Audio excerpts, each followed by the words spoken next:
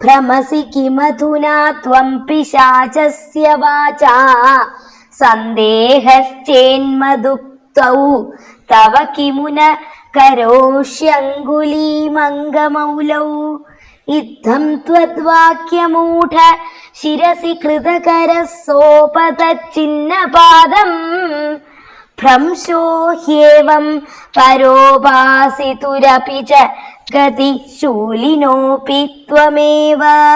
அப்பொழுது தாங்கள் ருகாசுரனிடம், சகுனியின் மைந்தனே, நீ சௌக்கியமா? ஒரு பிசாசின் வார்த்தையை நம்பி இப்பொழுது நீ எதற்காக அலைகிறாய்? நண்பனே, அந்த வரம் பலிக்காது. வேண்டுமானால் நீயே உன் தலையில் கை வைத்து பார்த்துக் கொள்கின்றீர்கள். உமது வார்த்தையை அந்த மூட அசுரன் நம்பி தன் கையை தன் தலையில் வைத்துக் கொண்டான். அடுத்த கணம் ஒரு வேரருந்த மரம் போல மடிந்து விழுந்தான். மற்ற கடவுளர்களை உபாசிப்பவர்களுக்கு இப்படித்தான் அழிவு. பரமசிவனுக்கும் நீரே புகலிடமாயிருந்தீர்.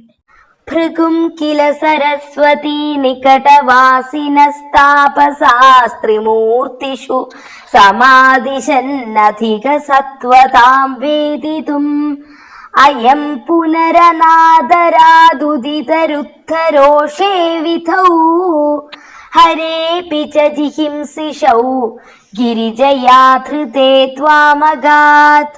ஒரு சமயம் சரஸ்வதி நதிக்கரையில் வசித்த சில ரிஷிகள் மும்மூர்த்திகளுள் சத்வகுணம் மேலிட்டவர் யார் என்று அறிய விரும்பினார்கள். அதை அறிந்து வருவதற்கு பிருகு மகரிஷியை ஏவினார்கள். அவர் முதலில் பிரம்மாவிடம் போய் அவரை அவமதித்தார். பிரம்மா கோபம் கொண்டு பிறகு சாந்தமானார். பிருகு பிறகு பரமசிவனிடம் சென்று அவரை அவமதித்தார். பரமசிவன் பிருகுவை தண்டிக்க முற்பட்டார். அப்போது பார்வதியால் தடுக்கப்பட்டார். பிறகு பிருகு முனிவர் தங்களிடம் வந்தார்.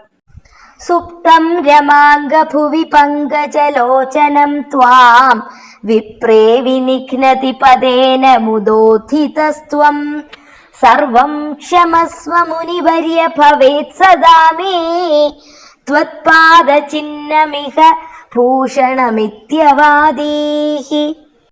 தாங்கள் லக்ஷ்மி தேவியின் மடியில் தலை வைத்து படுத்து தூங்கிக் கொண்டிருந்தீர்.